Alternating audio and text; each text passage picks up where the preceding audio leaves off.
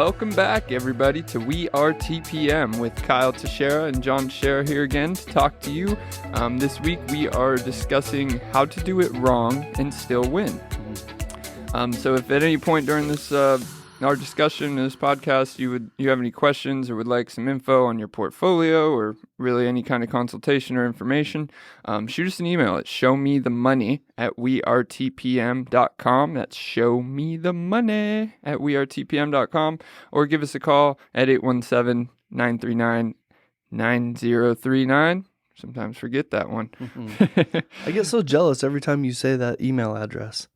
I want to say it. Show me the money. I know, and you haven't sent me an email. .com. I haven't sent you an email there? No, you haven't. Goodness gracious. I'm going to have to change that right away. I do not know what's wrong. So today was kind of inspired by some recent events and recent conversations I've been having with an investor, right? So part of what we're asking for people to send us their portfolios at showmethemoney@wearetpm.com. It's exactly what I've got here. I've got somebody's portfolio. And come to find out that this person is looking to liquidate their portfolio. They're not a highly motivated seller, but they are looking to liquidate it, whether it's all at one time or little by little. So it's a rental portfolio, right? A rental portfolio, yes. Yeah, okay. Yes, I'm sorry. Please forgive me for not being specific enough. So these are 7 homes, right? All in the Arlington-Mansfield area, Tarrant County, let's say. There's 1 or 2 in Fort Worth, I think. But that's what we're talking about, this unnamed person and their portfolio, okay? Because this is so typical of what I find when I talk to investors about their portfolio and they share the details with me. What I'm about to share with you is so typical, and I'm hoping you and I, Kyle, we can kind of expand on this and have an expanded discussion about some of the things we've talked about in the past, why people do things and how we can do them better. Sounds like we're going to show them the money right them the here money. in the discussion. I love it. Yes, we are. So the first thing is that really stands out from my conversations from this particular investor is that they tried a larger local property manager that you and I both know really well. And I'm not going to name them because I know them to not be, they don't do business the way I would do it. If, it's not for my us. clients. It's not us. Just to clarify. I don't like the way they do business. I've been on both ends trying to deal with them. Very difficult to deal with. And what I find from them and some of those bigger ones is they focus on vacancy rates, right? And what's the easiest way to focus on vacancy rate? Keep bad tenants? Well, okay. Well, or let's say you have something for rent, right? We focus Lease it to anyone. We focus on our team on having great screening processes, right? Getting great tenants in so that we can win, right, for our clients. And we make them more money. That's kind of the mantra of our entire team. Mm-hmm. We all make decisions based on that. I see these property managers come in and they lowball the market and they get 30 applications because they put it $300-$400 lower than it should be, right? Because they're not looking out for their investor. What they're trying to do is get somebody in there as quick as possible and keep their vacancy rate low, right? Yeah, which is not the way to do it because, if you're stretching down, there's probably one of those 30 applications, maybe the one you're picking is stretching up, right? So affordability is a big thing because it's not just protecting you, the tenant, the client. It makes it a real world situation that can actually be a win for all parties. So the screening process is important. A lot of people downplay it, but it is important for a lot of those reasons that we're going to get into here. Yeah, absolutely. Now, these aren't necessarily the reasons that this particular investor had a really bad experience with this property manager, and I did not get into the specifics of why. As soon as they told me which one it was, I didn't need specifics. I'm like, okay, I get it. But the but getting the wrong property manager up front is kind of like getting the wrong attorney, the wrong insurance guy, the wrong real estate agent. Puts a bad taste in your mouth, doesn't it? Mm-hmm. And people don't look for the right one because, there's 2 out of 10 that are doing a really bang up job for you. Yeah, and it's harder of all the things you said. It's harder to just do a trial run, right? You can fire an attorney, get a new one. You can fire a real estate agent, get a new one. You can fire a property manager, get a new one. But the logistics of it and the time horizon for those things is a lot different. Generally, you have a 1-year commitment with most property managers. Yeah. That's not really a trial run. And then transferring over management of a property and all that stuff. It's not an easy process, and it's not something that they're just like, okay, no, I'm doing it. That decision needs to be committed and followed through because it takes some time, especially for multiple properties. And put yourself in other people's shoes. How do you know if somebody told you they were going to do something for you and then they didn't? How do you know the next guy is not going to just tell you the same thing and then not follow through, right? Mm-hmm. You just don't really know. That's one of the nice things nowadays about being in this review-based economy that we're in is we rely a lot on those reviews, right? We rely on what our past clients and peers are saying about us online, that it's kind of organic. Yeah, not just that. I mean, this is a common phrase these days, but the proof is in the pudding, right? Mm-hmm. So there's a lot of this information like listings and lease rates and what someone you're considering, what they actually lease things for. You can find that. It can be found online and see what these things lease for. So if someone tells you they can do something and not justify it with any real world evidence, then that's a red flag, I should say. So I'm not saying that the proof is always in the pudding, but that's a good point. It's a good way to you should check. be able to prove your performance in this business. Absolutely. Mm-hmm. All right. So this person chose the wrong property manager and then chose to do it themselves afterwards because of it. Yeah. Right. That's really the bottom line. And that's a shame because this could have been, as we go through this person won. Let's not forget, they're winning. By doing what they did, even the wrong way, they are still winning. So what we're talking about is how to make it way better, right? Mm-hmm. So that not only do you make more money and end up with a better quote unquote empire at the end, but you did it with a lot less effort. Isn't that the goal here? I mean, in any business, doesn't matter what business we start, isn't the goal to make as much money as you can with the least amount of effort? Yeah, I mean, that's what throws it into the passive income category. Passive means you're not spending all the time doing the effort. Your money's working for you, so that's always the goal. That's right. All right, so huge problem number 2 with this investor, and this is probably the one we're going to focus on for the remainder of this podcast, is rents being a total 7 houses now, $4,000 lower than the market rate. Okay. So what you're saying, to clarify, is collectively they're $4,000 under market. Yes. Okay. Yes. Some of them, $500. Some of them $300. I actually have them all right here with me, but collectively, if you add it all up, they're literally $4,000 below rent. And while that's not abnormal when I look at these portfolios, that's quite a bit. But it's not abnormal for me to see low rents. Almost every time somebody sends me their portfolio, the rents are low compared to market value. Generally, when it's self-managed, especially for a long period of time, yeah, that is what we see. People don't have systems in place to do, right? To keep things at fair market value, and they make those fear-based decisions we talk about. So here's what I heard from her. This is almost verbatim what I heard from this particular investor. I promised not to raise the rent if they paid me on time every month. And now they pay me right on time every month. Give me some thoughts about that, Kyle. Did you catch that? Yeah. So I promised not to raise the rents if they pay me on time every month.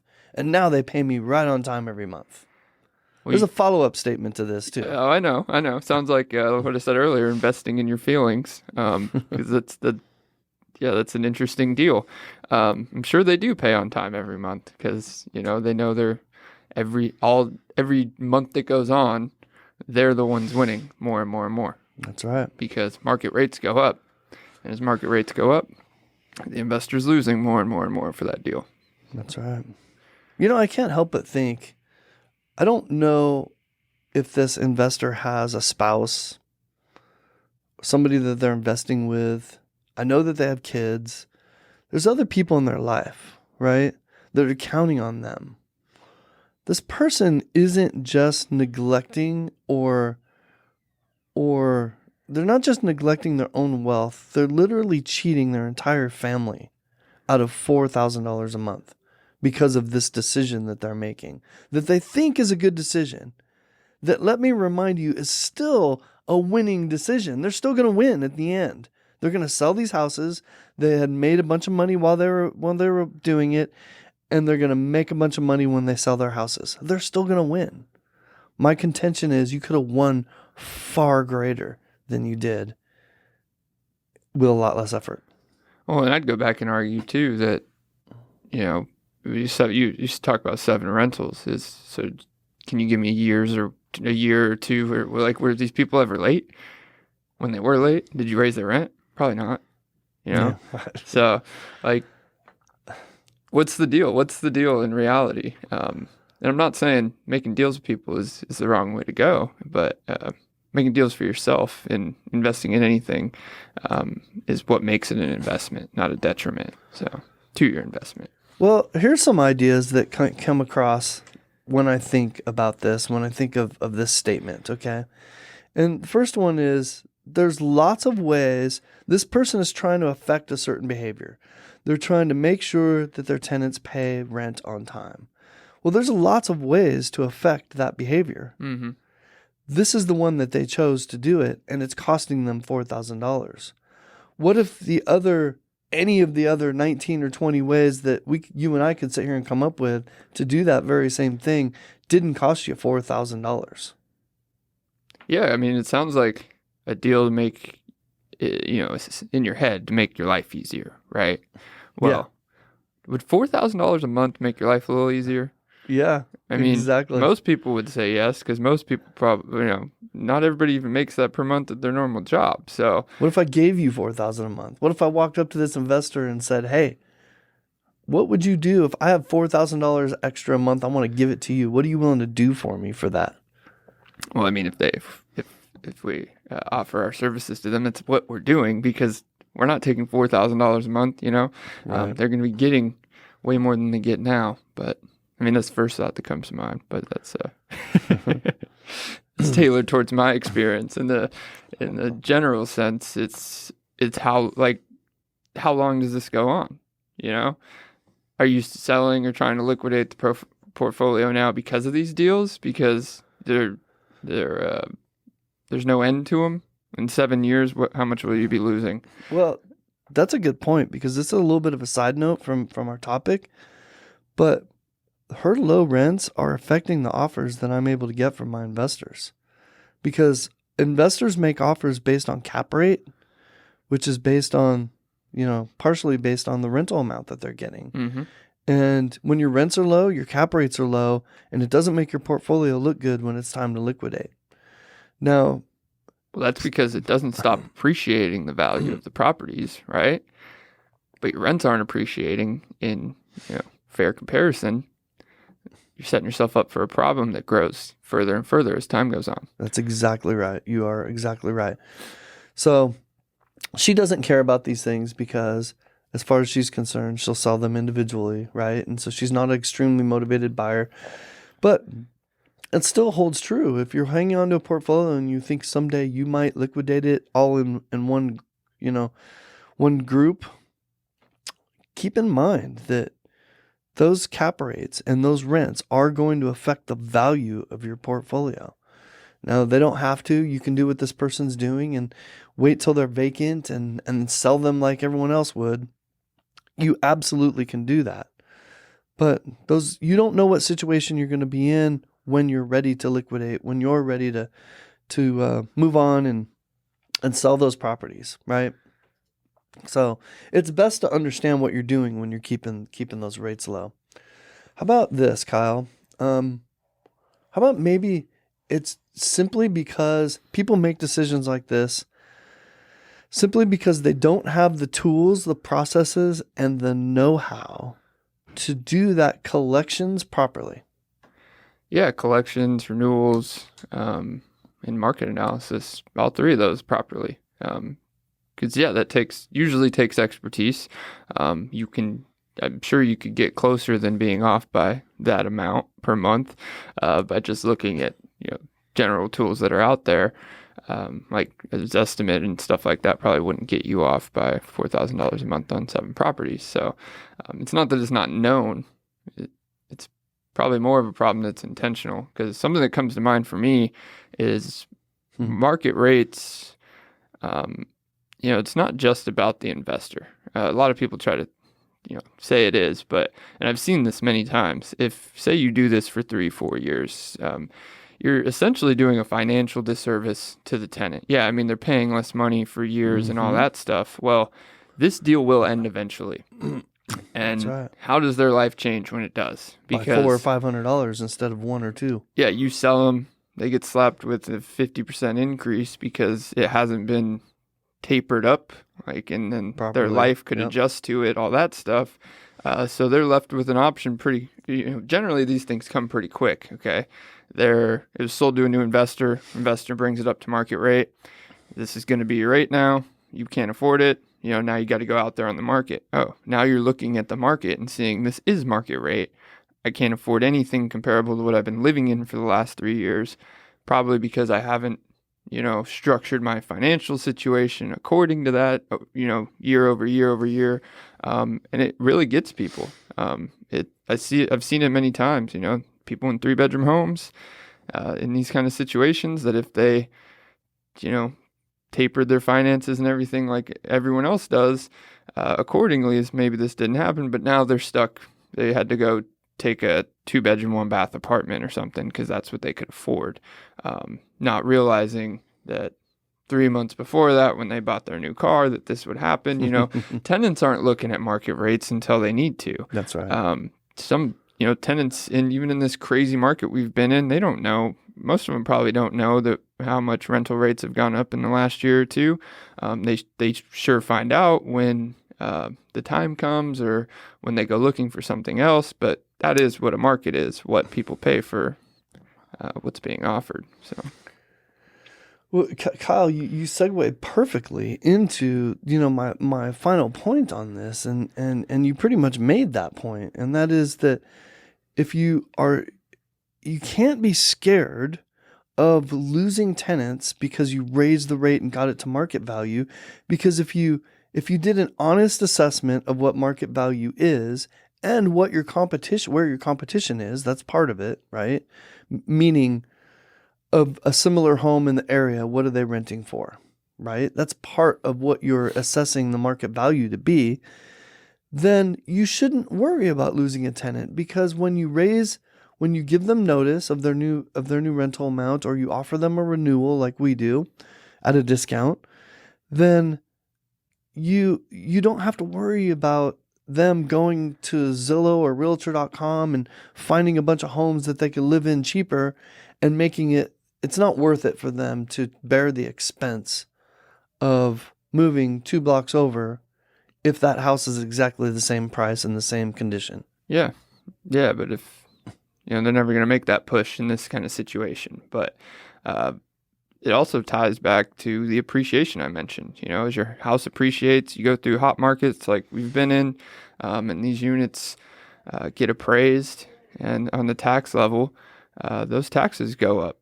And they go up if 3-4 years. We've seen what's happened the last 3-4 years. They go up over time. Those tax rates go up, so your cost goes up. Well, your income's not going up. I'm sure at some point you're going to be losing money on this deal, and that's why there's a lot of fundamental factors that make market rates go up, but that is a piece of them.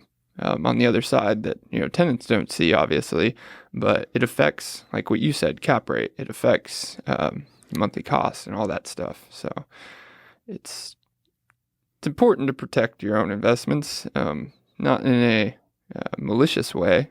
What we're describing is not malicious. It's marketable. Well, and again, I want to remind everybody that we're describing a condition that is still a winning condition, right? Like, this person still did all the right things in the sense that they recognized the value in real estate building wealth for their family. They just didn't do it the way I think that they should have done it in order to win as big as they could have won, really.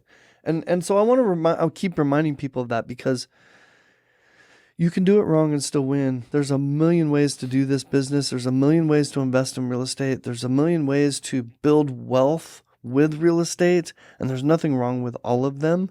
Some of them are better than others, and our focus here is how do you get the most out of your residential investments so that you can build wealth for your family and your business and your generations to come. That's really, Kyle, the reason why you and I sit here in front of these microphones and share with people is that is our focus. And that's why I'm coming at this topic the way I am. Yeah, and I mean, we've said it, knowledge is power, and that's why we sit in front of these microphones, help share it and get people excited to build wealth for their family. So, and you can get excited and set this all up and then make one deal or one factor, one piece of it, make it not as big of a win as it should have been. So it's not that you're always doing it wrong or doing it right. You could be doing it wrong and still win, is what you're describing. Exactly. Are you doing it optimally?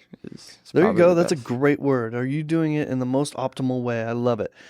Hey, there's a follow-up. I promised you a follow-up response or a follow-up idea from this investor that kind of goes with this a little bit, right? And this is a statement that I heard this investor say several times in my conversations with her. Well, and she says this matter-of-factly as if it's just true and everybody believes it. Well, the most important thing is to have a consistent tenant, right? Now, on the surface, that does not sound like a bad statement, does it? That doesn't sound wrong. There's nothing wrong with that statement on the surface. The problem with that statement is she's making decisions based on that, which is why she's $4,000 low. She's making decisions to make sure that that is the ultimate most important thing that happens. Well, what if she had $4,000 this month and $4,000 next month, $4,000 last month? What are we up to? $12,000, $4,000. Let's add up a few $4,000 every single month. $48,000 a year. You could turn over a lot of houses a lot cheaper than $4,000. I mean, like, you know what I mean? Like, we threw away a whole bunch of money so that we could save a little bit. That's what that comes down to. Yeah, I mean, the portfolio might be twice as big. Go back to the building your empire we talked about. That's right. I mean, it's only a snowball effect if you keep putting snow on it, or the hill is not empty of snow, or whatever you want to call it. But it's all very important. I mean, there's multiple factors to every investment. This is a big part of them, the rate. And if you discount that for vacancy, then consider that doing it wrong. No, what does that? What does that instill? What thought does that instill in you, Kyle, when I say, well, the most important thing is to have consistent tenants? Like, is that really the most important thing? Is that the reason why you put your finances on the line, risked and invested a certain amount of money and time to start a business, a real estate business? Did you do all that so that you could have consistent tenants?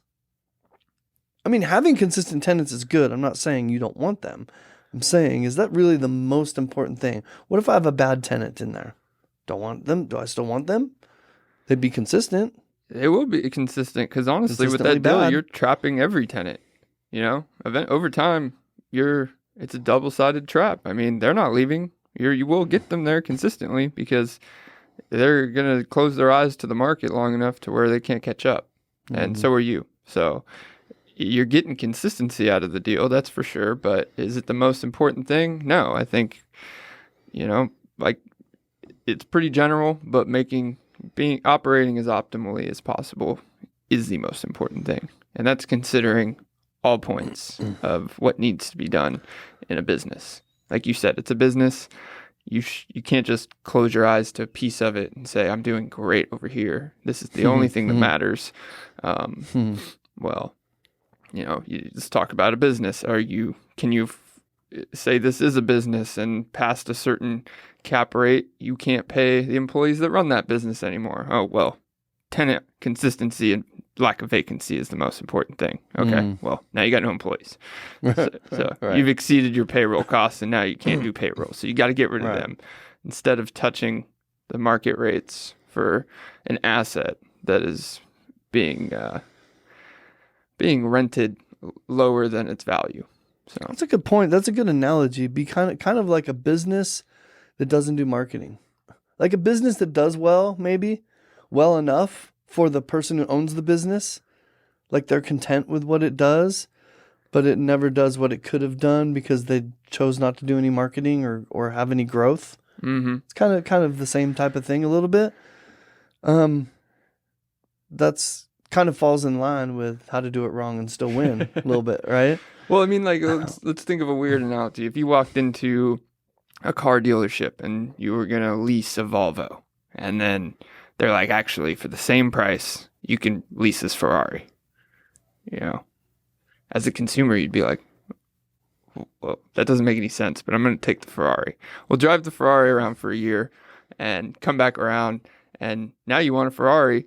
And you come back to all ever dealerships and you can't afford a Ferrari. You can't even afford the Volvo anymore. Now you got to give the Ferrari back. What are you going to drive? You're going from that Ferrari back to, let's see, a used Honda Civic or something, So it's not a good deal for the consumer. And that's why I'm trying to frame it in that mindset. I was waiting to see where this analogy was going. This analogy, I loved it. All right. So the most important thing, so having consistent tenants is important though, Kyle, right? So I'm not saying it's not, but how do we get consistent tenants? I mean, this is a really simple answer. You said it at the beginning of this podcast. Well, and consistent tenants are consistently paying, living there consistently, disclosing damages. They're just consistent, right? Where this deal you described is not define them as consistent tenants because I wouldn't say they're consistently paying on time. Well, let's assume they are. I'm told that they are, so let's assume that they're paying every month on time. Does that make them? But it's part of this deal. So I mean, there's a caveat to it. Yeah, they're consistently paying on time, but they're consistently paying under market on time. So they're consistently paying 75% on time. Is how I look at it. But you said I said something at the beginning. What are you talking about? Screening. Oh yeah. I mean, you get consistency from your tenants through how they pay and how long they stay by treating them fairly. First screening well, right? Which also, if we back up one more step, that goes back to marketing really well so that you have a larger pool of people to choose from and then screening really well and making a great choice, right? And then treating your tenants fairly. Right? Mm-hmm. They're not necessarily technically our client, but they're in our clients' homes.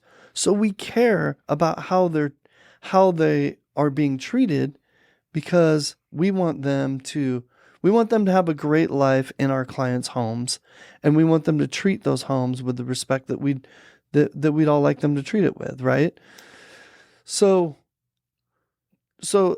great marketing, great screening, treating your tenants fairly. That does not mean, don't raise their rent. That means treating them fairly, right? And you win. Yeah. That's simple. Everyone talks about, part of that was raising rent. I don't want it to sound like a blanket statement that you should just raise rent all the time. It's not. It's keeping it in line with market rents. Exactly. Just to clarify. If the market doesn't go up, then you shouldn't be raising rents, right? Exactly but right. We just happen to live in a couple of years of markets that have definitely gone up at a consistent rate. So I did 33 renewals this past month for our clients, right? Mm-hmm. And they ranged from, because some of them are takeovers, they ranged from not changing at all, right? Some of them there was zero change for the next renewal, to up to $300 or $400 because things are so, we've taken some things over that were so far out of whack. You know what I mean? So that happens every single month. We do that, and every single time we do those assessments for every single one of those 33 people, I walk away feeling like we did an extremely fair assessment, and we usually offer them something, what we would consider to be a discount, in order to get, another 1-year commitment out of them, right? Mm-hmm. So that's how we go about treating fairly, quote unquote, is what I'm saying. You're not necessarily just keeping everybody, right at the top of market rate all the time, but hey, if you want to stay month to month, then that's where you're going to be. Yeah. And I mean, and by that discount, it's you're not putting it on the market. We use market rates, but you're already in the home, and call it consistency, somewhere between where you're paying now, and if the market rate's gone up a ton, you're not going to go all the way up to market rate. If you're matching that, then yeah, they are going to go look and say, hey, I can go get this other property for the exact same price. It's one of those mitigation efforts for consistency in respect to the tenants living in their own home. All right. So side note, if you send us your portfolio, we'll pick it apart on the podcast. No, we won't. But this one was kind of extreme. So I wanted to talk about it a little bit because it's something that we see all the time. But you know what? I'm going to help this person. We're going to liquidate this portfolio. We're going to find a buyer for it. And we're going to have 7 great new properties. And these tenants, they're so worried about these tenants. That's the other part we didn't get into too much. This investor is so emotionally invested into each one of these tenants. They can't even make a great decision if they tried, because of how invested they are emotionally to these tenants, which is, by the way, one of the biggest reasons why you should have a great property manager is to we've talked about this before, to separate that owner-tenant relationship. Mm-hmm. It has to be separated. I don't care how professional you are, how much know-how you have, how smart you are. It doesn't matter. Separating that relationship helps enormously. It does. Who manages your properties? You. Who manages mine? Me. Exactly. We even do it, so you need to do it. And show me the money. This is the money. You only have 7, even if it's a 7 property portfolio, the money we're showing is $4,000 a month. There's some 7 property portfolios that don't even profit $4,000 a month. What are you leaving on the table at wearetpm.com is what I could change it to if you guys really want. But there you go. And if you're listening to this, I mean, this might be sold by the time you hear this, but reach out to me. I may have another one, or this might still be available. If you're looking to get into this and you think, hey, buying 7 properties at one time to get started sounds like a great idea. You actually can get bulk loans for these things. So feel free to reach out to me. Send us an email at that email address, or that email address. Show me the money at wearetpm.com. Here, I had an opportunity to throw it out there. Add aliases that just like that email address at wearetpm.com. What are you leaving on the table at wearetpm? No, I'm just kidding. Show me the money at wearetpm.com. You want that bulk loan info or those property info, just, direct is better. 817-637-4658 will get you directly to John's phone, and you can start talking about it. Love it. We closed out. Were you going to close us out? Yeah, let's close out. Everybody have a good week. Is that it? Is that how we're closing Thanks this thing for joining out? us this week, guys, and we'll catch you on the next one. Peace. We are TPM. Bye.